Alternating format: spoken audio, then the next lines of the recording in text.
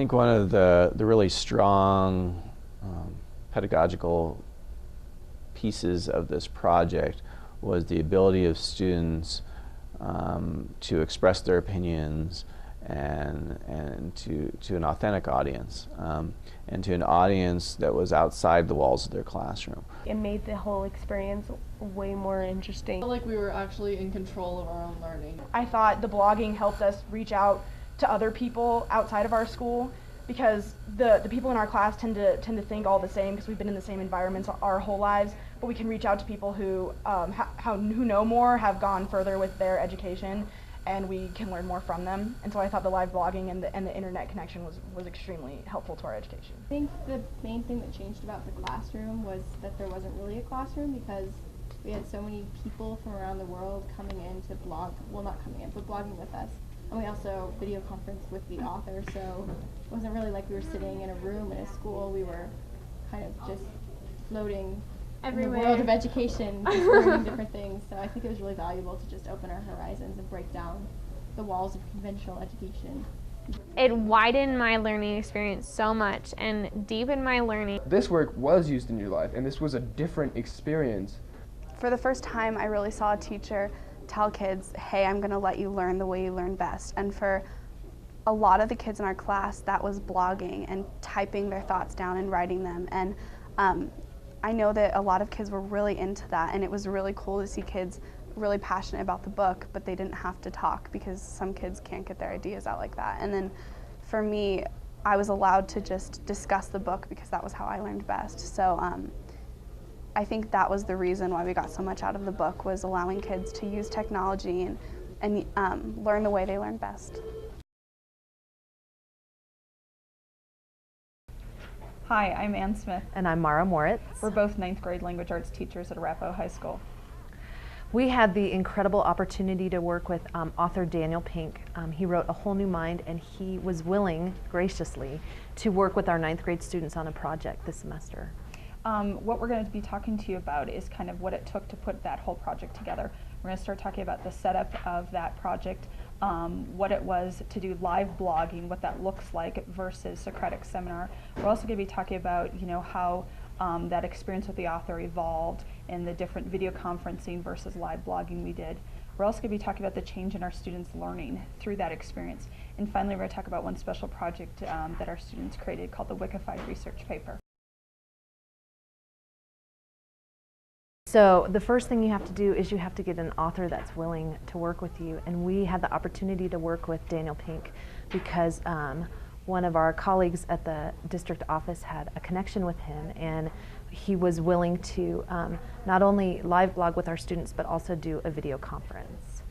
The second part of that is that we decided, since Dan gave up his time to our students, that we couldn't just monopolize his time with his personal time, so we really need to make sure that we had other people, another network of learners that was able to communicate with our students. And so luckily we have Karl Fisch here, who has a gigantic learning network. And so what we did was we asked Karl to send out an email inviting a number of prominent edubloggers to communicate, not only to communicate with our students, but also to read A Whole New Mind, and then to really challenge our students' thinking. So we set that up using a wiki, and then what this various edubloggers did was that they signed up on the wiki with the time they had available. We had everybody from Will Richardson to Gary Steger to local school board members. We even had parents that participated, and it really enhanced that experience.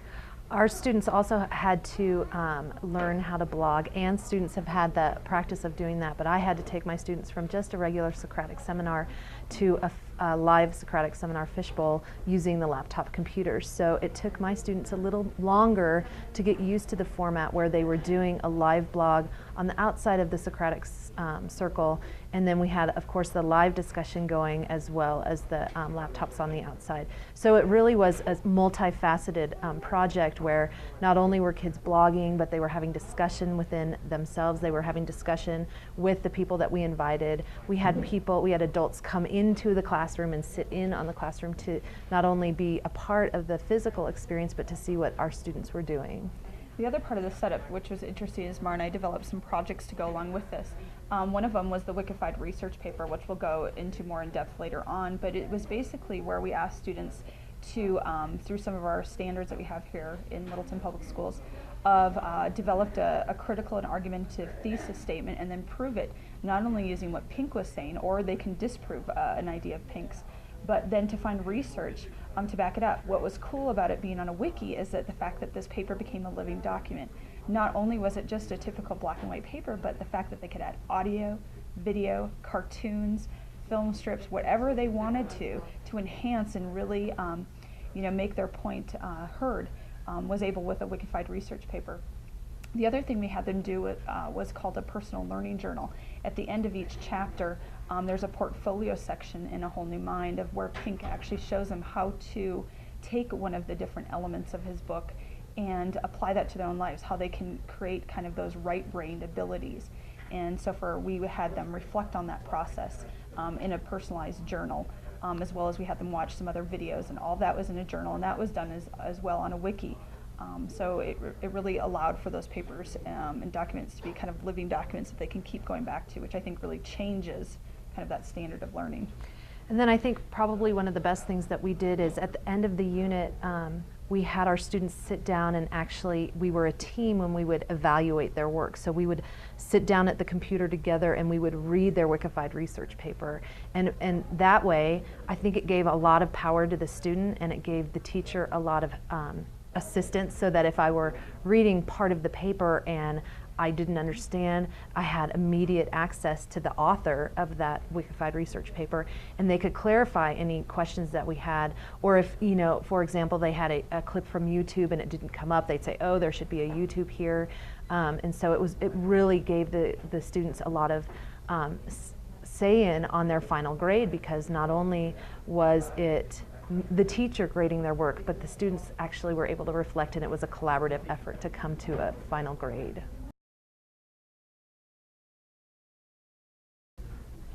We want to talk to you a little bit about what live blogging looks like and what that even is. We use Blogger as our blogging tool, and with that, I used to do something in my classroom called fishbowling. And what a fishbowl is you have an inner circle group of students who have decided to lead the discussion. They've actually signed up for that particular chapter or that thematic topic or that idea, and they lead the discussion. Along with that, those presenters in that inner circle, there's also a group of discussers, kids who've chosen, they've picked that day that I want to come in and discuss. Then we also have some open chairs, and those are just for kids that just want to pop into the conversation. They just can't wait to give their 2 cents. And so that's on the inner circle. And then we have an outer circle, which is the group that surrounds that inner circle. And those kids are on the laptops. They have live blogging. And so what they do is they open up their Blogger account, and we have a class blog. And so what they do is they sign in to their own account, and then they log in to the comment section on a particular blog post. And what they need to make sure that they continually do is refresh. So they can hit F5 or go up and refresh off the browser bar at the top. But it allows them to keep a continuous conversation going. What's really cool, the difference between Fishbowl, the way it used to be done, and the way it's done with live blogging, is typically that outer circle in the past would write a written response, and then they'd submit that to the teacher, and I would get it back, and I would only be able to see those thoughts. Now, what's awesome is you can invite in other people. I mean, we had edubloggers from Australia, from New Zealand, we had people from Canada, people from Texas, people from Utah. I mean, you name it, we had it. And it was great because these kids, their learning environment was extended to a global learning environment. It was such a change, that wasn't just me reading their thoughts, but they had people challenging and questioning their ideas. I mean, 14 and 15-year-olds communicating with adults around the world about what they thought.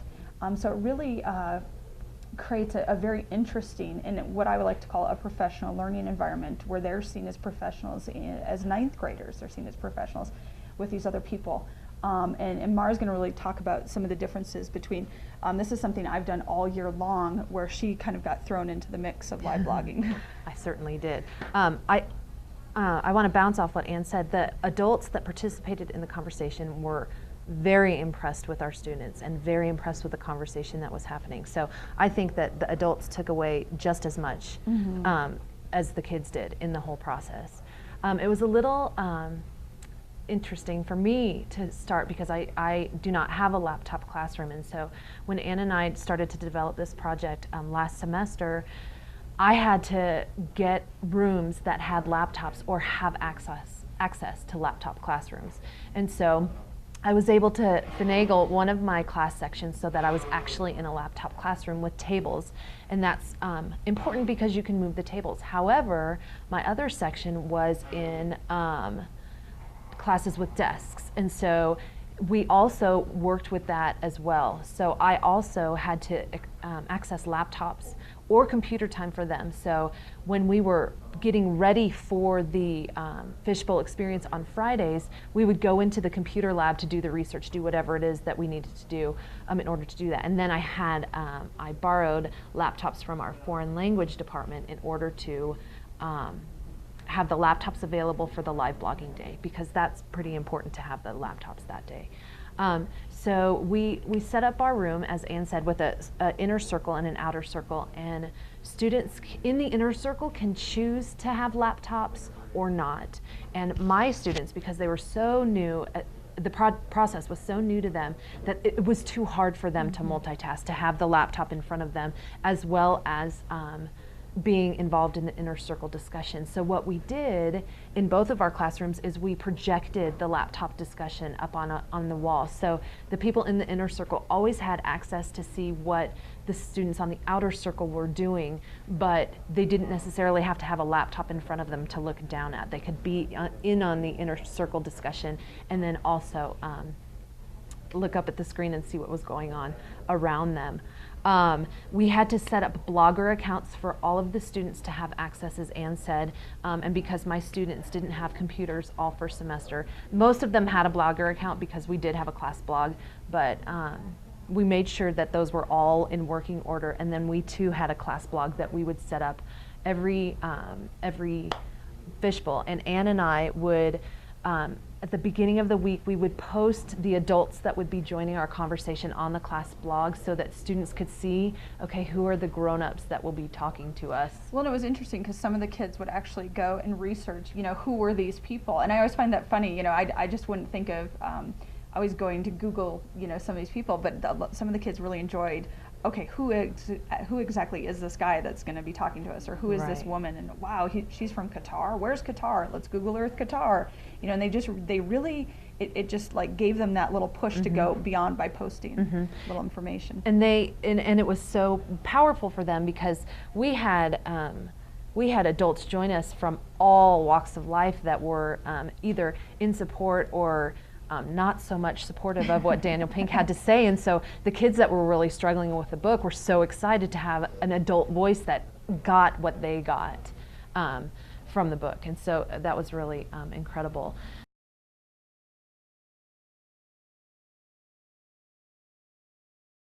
So really, it comes down to this. You need to have laptop computers, at least to do the Fishbowl discussion. You need to have Blogger accounts, and you need to have students driven enough in which to set up and be presenters and be ready and prepared to basically do the discussion, because we as teachers didn't really teach much. We were facilitators. We helped them access information, but we didn't really do much teaching during this whole Yeah, it really changes like the dynamics of the classroom with live blogging, because the teacher just becomes a participant in that learning. You don't become kind of the expert. You're seen more as one, just I want to learn along with you. And it really changes the dynamics of your classroom to let go of that control. And the other thing I'd add that you need is to debrief often with your kids. What worked well? What didn't work well? And how can we make this, meet our needs in this classroom? Because what it looked like in my classroom might not have been exactly the way it looked in Mara's classroom. And that's okay. And you have to go along with that. Because even our different periods would all react differently on a given day or a given topic. They just do it differently. So.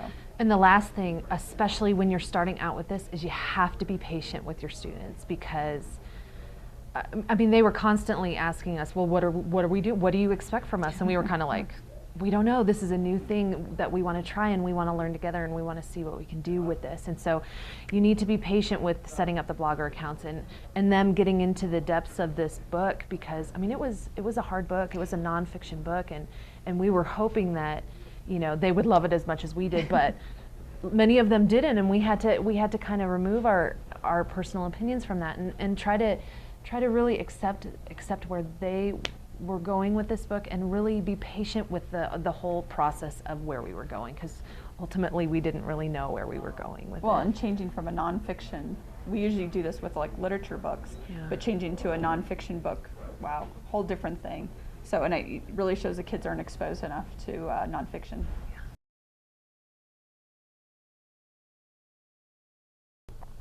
We used a variety of different technology tools and services in the Whole New Mind project. We started with doing some live blogging, so we're using Blogger for that. And the way that works is we use a discussion technique called the fishbowl technique in class, where there's a group of anywhere between 6 and 10 students who are in charge of leading that discussion. They prepare, in this case, we divided up the 6 different chapters from A Whole New Mind that were on each of the 6 senses that Daniel Pink identified as being key, and we tackled 1 chapter a week. So for the fishbowl discussion each week, they would tackle, say, the sense of empathy when they did that chapter. And those 6 to 10 students that were in a center circle, the center part of the fishbowl, were responsible for leading the discussion. And then the students on the outside of the fishbowl participated in 2 ways. They could actually physically get up and come into the inner circle and join that discussion when they felt like they had something to say, but most of the time they're involved in a live blogging session on the outside where they're listening to the inner circle conversation, and then they were having their own conversation on the blog. And sometimes it was intersecting with the inner circle conversation, so they were playing off things they heard from the inner circle. Sometimes a new conversation would spring up on the blog based on the ideas of those outside bloggers. And so it's sometimes multiple conversations. In addition, something we did with this that we've never done before with fishbowl and live blogging, we have done fishbowl and live blogging before, but was we invited outside remote bloggers in. And these were adults that were members of My Learning Network from around the world, who we invited in to discuss chapters. And so typically we'd have 2 or 3, I think we had as many as 4 for any given session, who were listening to the inner circle conversation. I'll talk about that in a second, and then participating on Blogger, on the live blog, responding to students' comments, adding their own, responding to ideas in the inner circle. The technology related to that was that we were using Blogger for the live blog, and for those sessions we were using a service called MeBeam. And the reason to use MeBeam as opposed to some of the other ones was twofold. One, it allowed multiple video streams on the same screen. And so since we were taking our video and audio out to, again, anywhere between 2 and 4 remote bloggers, we needed a 1 to several as opposed to a 1-to-1 like Skype. Skype is, if you want to do video anyway, video Skype, it's 1-to-1, there's not 1-to-many. And so we used MeBeam, which was a free service. Also had the advantage that in MeBeam you create your room name, so nobody is likely to stumble onto your room by accident and join the conversation because we made up a room name that nobody would guess. And so we gave that room name to the remote bloggers in advance, and they all found their way there. It also allowed us to see the remote bloggers if they had a webcam set up, which I think is really nice for the kids. Even though they understand that these folks are somewhere else, it's helpful to see a face or a head. And we didn't actually interact with them in terms of audio because we felt that would be too much. Between the fishbowl inner circle discussion and the live blogging, we didn't want them to also have to deal with the audio from those remote bloggers. So once we showed those remote bloggers, we then minimized it so that it wasn't distracting, but they could see it that way. And then what the remote bloggers saw was they saw a fairly wide shot of the classroom, so they could see the inner circle, they could see most of the outer circle, but that was just a fixed shot. That camera didn't move, but they could hear the inner circle conversation. So they were hearing the inner circle conversation just like they were in the room, and then they were observing and participating in the live blogging from the outer circle of the fishbowl. The actual specific technology we used with that is we had several Logitech webcams, and the reason we had several was because we were moving from room to room so that we didn't have to move the equipment. We only used one at a time. So we had a Logitech webcam for the video, and then we used a blue snowball microphone for the audio, and that was key because it picks up that inner circle group conversation better than the microphone built into a webcam. Microphones built into webcams are pretty good these days, but not as good as the snowball. We also used a USB extension cord, so we had a nice long USB cord so we can put that blue snowball mic right in the middle of that inner circle conversation. For those 6 chapters, for 5 of those 6 chapters, we had those remote bloggers participating. For one of the chapters, and I believe actually it was the empathy chapter, but I could be wrong about that, we didn't have any remote bloggers because that one, our remote blogger was Daniel Pink. So for that one, again, we did use MeBeam just because we were successful, even though it was just 1-to-1.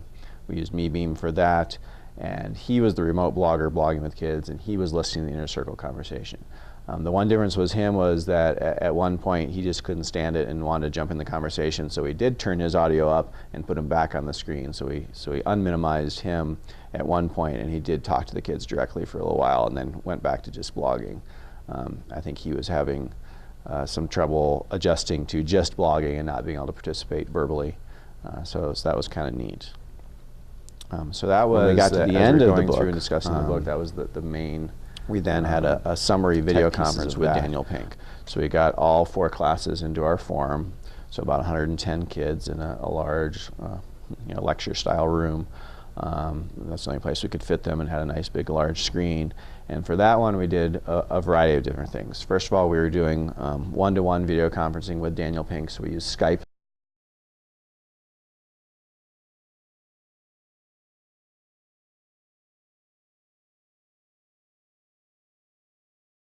The quality is pretty good and allows for complete control in terms of, with MeBeam, it was pretty unlikely anybody was going to stumble across it, but with Skype they couldn't because it's a one-to-one connection. On that one, instead of using Blogger, we decided to use Cover It Live. The difference with Cover It Live is that it is designed for live blogging, and so instead of having a post and comments like Blogger does, and with Blogger you have to refresh, Cover It Live does an auto refresh, which has advantages and disadvantages in terms of the speed of that coming along. And then I was sitting there and basically approving all the comments as they came through, and not that I was disapproving any, but that was just the way the Cover It Live is set up. We also then, so we had the video connection using a webcam again, with Daniel Pink using Skype and a blue snowball microphone. But then second, we also set up a Ustream of the event. And so we had a second camera, and for this one we used a digital camcorder that was connected via FireWire to a Macintosh computer for the Ustream to get slightly higher quality, and then a second blue snowball microphone for that feed. And then that was Ustreamed out to the world for anybody who wanted to observe what was going on. And again, that was just a fixed camera position that was showing. The setup in that room was, because we had 110 kids, they couldn't all participate. So we had, again, about 8 kids down in the center doing a kind of a modified, very modified fishbowl, because it just doesn't work with this size very well. The other 100 kids were in the audience, and then we had approximately 20 kids who were pre-chosen that each had a question to ask Mr. Pink, who would come down to the microphone and the camera, ask the question to Mr. Pink. He would respond. If they had a follow-up, they would follow up, and then those 8 kids down at the bottom would add their ideas to that. Meanwhile, we had about 20 laptops, 25 or 30 laptops spread throughout the audience where kids could participate in the live blog on Cover It Live, and then folks remotely, either watching the Ustream or they didn't have to be watching the Ustream, could also participate in the Cover It Live. Cover It Live is a blogging tool there's a live blogging tool that you can post live on a blog or a wiki, and anybody who goes to that page will see it update in real time. And so they didn't necessarily have to be watching the Ustream. Typically we had asked folks to generally not participate a ton in the Cover It Live blog, remote folks, because we just had so many students blogging and so much going on there that we didn't want it to be too overwhelming. But we did have a few adults jump in there. most of the adults had their own conversation, in this case on the chat that goes along with the Ustream. And so there was, I think that the highest I saw that get up to was about 90 folks in the Ustream. So there's 90 people from around the world, although around the world was somewhat broken up by time zone in terms of it was the middle of the night in Australia, so there weren't very many people there. But pretty much from Europe through all of North America and South America, we had folks tuned into that at different times, and they'd come in and out depending on their schedule. And so a lot of activity there in the chat, and then some of those folks also jumped over into the Cover It Live blog occasionally when they had something they wanted to add there. And so again, the technology for that was a webcam and a blue snowball microphone for the Skype with Daniel Pink, and then a digital camcorder hooked via FireWire to Macintosh, and a blue snowball microphone also hooked to that Macintosh for the Ustream.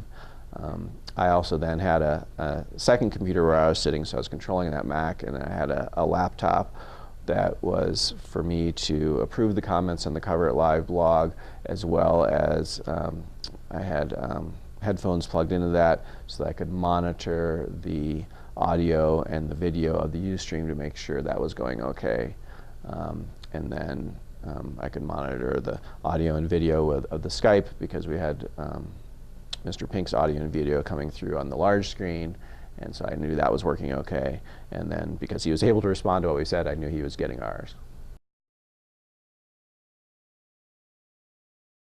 In terms of troubleshooting, fairly obvious, but it always bears repeating, is that testing ahead of time as much as possible is good. We did testing with both MeBeam, well actually with MeBeam, Skype, and Ustream ahead of time to make sure that everything seemed to be working. But one of the problems with that is we can really only test on our end.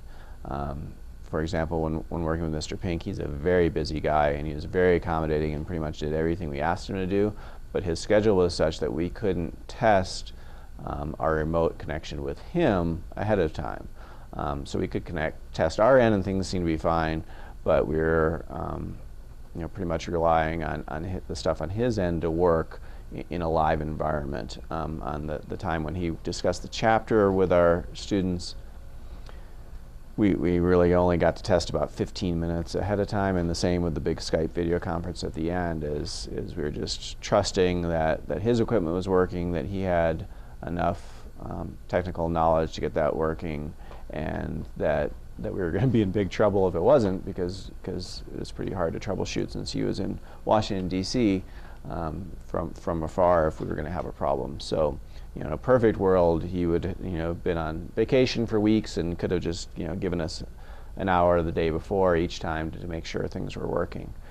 Similarly with the remote bloggers, although that wasn't quite as big a concern, because we've used Blogger enough, and the folks that we asked in are pretty technically savvy in terms of blogging, and so I knew they wouldn't have very many problems with the blogging part of it. The only question for them was whether or not they were going to be able to get the MeBeam feed, and whether or not their webcam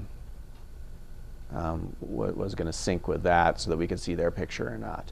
Originally, we gave them the option of whether they wanted to hear the inner circle conversation, or they just wanted to participate in the blog. That was fine, and actually they did have that option all along, but after the first week we got strong feedback from the folks who did it that hearing the inner circle conversation was very helpful to them, so we really encouraged everyone after that. One technical thing that kept coming up is because MeBeam is in beta, it's a free service, and it's in one of those in perpetual beta services, is they kept changing the software throughout this project. So literally the first 4 weeks we did this, they did an update the night before each time we were doing this, and changed the software. And for the most part those were minor changes, but there was one huge change, and that was before our first week, which was that they put in a motion detection system, so if the remote bloggers didn't have a webcam, it kicked them off.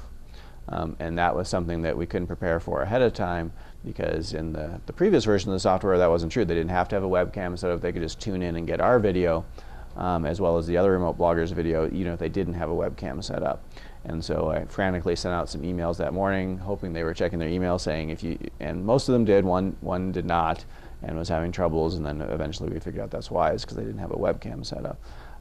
Subsequent weeks they made some small changes in terms of the interface, so the very detailed instructions I had sent in terms of where to click and what to look for were slightly off, but again people adjusted just fine to that. So but again, with those folks I couldn't obviously troubleshoot for them remotely or help them with things if they were having technical difficulties. But considering the amount of technology we used and the amount of different people that were using that technology, we had remarkably little problem. I think one of the things we really learned in this project was how important experience with the technology was ahead of time. We had 4 different classes participating in this project. 2 of the classes had been in laptop classrooms all year long, and so they had experience with Fishbowl, with live blogging, and with the laptops, and they transitioned to this project much easier than those students in the other 2 classes who hadn't had laptops at all, hadn't done much Fishbowl with live blogging, so they were more focused on the technology, whereas the classes that were experienced with technology pretty much were able to forget the technology and focus on the experience. So in a perfect world, the technology pieces wouldn't be new to the students when they're doing a project of this scope, so they could really focus on the experience. In reality, that's not always possible, but as much experience as you can provide the students ahead of time with the tech pieces so that they're comfortable with that, the much better it'll go. I think one of the really strong pedagogical pieces of this project was the ability of students to express their opinions and to an authentic audience, and to an audience that was outside the walls of their classroom. We were able to invite in, I don't remember what the final number was, but over 30 different adults interacted with these students, some of which were local. We had our superintendent of our school district, we had 2 or 3 of our school board members, we had a local business person come in. All those people were local, but even though they were local, it's not people who you would typically find in our classrooms. So just that in and of itself would have been amazing for the students to interact with their superintendent and 3 of their school board members is pretty impressive. But we also brought in roughly 30 folks from around the world who participated remotely, from a variety of viewpoints and backgrounds, all related to education. In this case, it wouldn't have had to be that way, but that's the way it turned out, because I reached out to folks that I had in my learning network. And so I think that gave a very different take to this for students than simply interacting with each other, which is always good, and interacting with their teacher, which is also good. But that's still kind of a closed system. And particularly as you progress throughout the year, everybody kind of knows sort of where people are going to fall on certain issues. Whereas in this case, they were interacting with folks that they didn't really know the background of them. And so these folks brought in different perspectives. There are also adult perspectives and perspectives of folks who are looking at this from not only different geographic locations, from different countries, from different school systems, just a variety of different angles that I don't think that typically students get to have. And I think that's where the power of the technology comes in, is the question we always ask ourselves is, is not great, look at this great technology, what can we do with it? But the question we ask ourselves is, what can we do with the technology now that we couldn't have done before? What good learning can happen because of this technology that we couldn't accomplish before? And I think this is a good example of it. Daniel Pink could not fly to our classroom, yet our students got to interact with him. Obviously, interacting with an author about what he's written is something that people have done in the past, but only if they had luck enough that the author was local or that they had enough money to pay to bring the author in.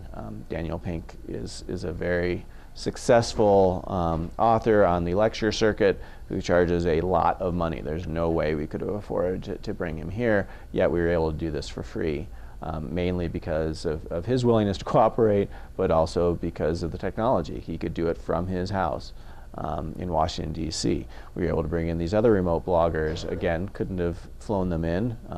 They probably wouldn't have been interested in flying in, but they were more than willing to give up an hour or two to interact with our students around what they felt was an important topic. And so that's what the technology allowed us to do, is really allow the students to interact authentically with lots of people with different viewpoints and who don't always agree. You know, those 2 to 4 remote bloggers would disagree with each other sometimes, would disagree with kids would disagree with each other. Everybody would at times agree or disagree with the ideas Mr. Pink put forward in the book. And all those things I think are really good for kids to learn how to do. Not only does it deepen their understanding of the concepts and the topics of the book, but it also helps teach them how to interact in a civil way with people you disagree with.